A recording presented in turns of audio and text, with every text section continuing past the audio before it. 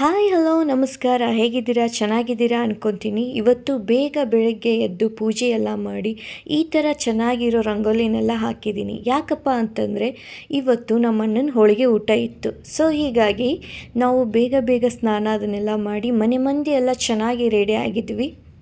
ಅಡುಗೆ ಮಾಡೋರು ಕೂಡ ತಮ್ಮ ತಮ್ಮ ಕೆಲಸ ಏನೇನಿದೆಯೋ ಅದನ್ನು ಚೆನ್ನಾಗಿ ಪ್ರಿಪೇರ್ ಮಾಡ್ಕೊತಾ ಇದ್ರು.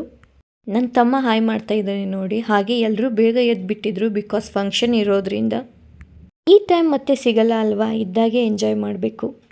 ಹೋಳಿಗೆ ಊಟ ಅಂದಮೇಲೆ ಹೋಳಿಗೆ ಮಾಡಿಸದೇ ಇರೋಕ್ಕೆ ಸಾಧ್ಯನಾ? ಹೀಗಾಗಿ ಹೋಳಿಗೆಗೆ ಏನೇನು ಬೇಕು, ಅಡುಗೆಗೆ ಏನೇನು ಬೇಕು ಎಲ್ಲ ಪ್ರಿಪೇರ್ ಮಾಡ್ಕೊತಾ ಇದ್ರು.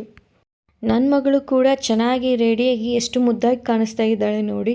ಎಲ್ಲರೂ ಮಾಡ್ತಾಯಿದ್ರು ಕೆಲಸ. ಸೊ ನಾನು ಯಾಕೆ ಸುಮ್ಮನೆ ಇರಲಿ, ನಾನು ಮಾಡ್ತೀನಿ ಅಂತ ಎಲ್ಲರಿಗೂ ಹೆಲ್ಪ್ ಮಾಡ್ತಾ ಇದ್ಲು. ಫೈನಲಿ ಹೋಳಿಗೆ ರೆಡಿ ಆಯಿತು. ಬಾಯಲ್ಲಿ ನೀರು ಬರುತ್ತಾ? ಎಸ್, ಬರುತ್ತೆ. ಅಪ್ಪ ಬೀಗರಿಗೋಸ್ಕರ ವೇಟಿಂಗ್ ಮಾಡ್ತಾಯಿದ್ರು. ಮಮ್ಮಿ ಫ್ಯಾಮ್ಲಿ ಹಾಗೆ ಅಪ್ಪ ಫ್ಯಾಮ್ಲಿ ಕೂಡ ಬರ್ತಾಯಿದ್ರು.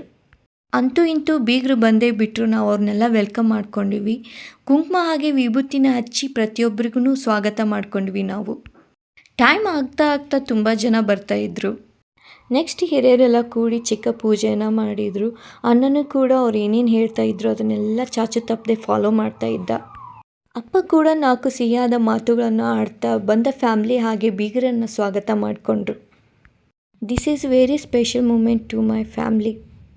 ಹಾಗೆ ನಮ್ಮ ಕಡೆ ಬೀಗರು ಅವ್ರ ಕಡೆ ಬೀಗರು ಸಕ್ಕರೆನ ಬಾಯಿಗೆ ಹಾಕುತ್ತಾ ಸಂಬಂಧನ ಗಟ್ಟಿ ಮಾಡಿದರು. ಈ ಥರ ಸಂಪ್ರದಾಯ ಹಾಗೆ ಪದ್ಧತಿಗಳು ನೋಡೋಕ್ಕೆ ಸಿಗೋದು ಹಳ್ಳಿಗಳಲ್ಲಿ ಮಾತ್ರ. ಹಾಗೆ ಬಂದವರಿಗೆಲ್ಲ ಮಮ್ಮಿ ಕುಂಕುಮ ಹಾಗೆ ಉಡಿ ತುಂಬಿದ್ರು. ಲಾಸ್ಟ್ ಸೆಕ್ಷನ್ ಹೋಳಿಗೆ ಊಟ. ಬಂದವರೆಲ್ಲರೂ ಹೋಳಿಗೆನ ಸವಿದು ಅಡುಗೆ ತುಂಬ ಚೆನ್ನಾಗಾಗಿದೆ ಅಂತ ಹೇಳಿ ಹೋದರು. ಈ ವಿಡಿಯೋ ಲೈಕ್ ಆದರೆ ಪ್ಲೀಸ್ ಲೈಕ್ ಮಾಡಿ, ಶೇರ್ ಮಾಡಿ ಆ್ಯಂಡ್ ಕಮೆಂಟ್ ಮಾಡಿ. Please subscribe my channel.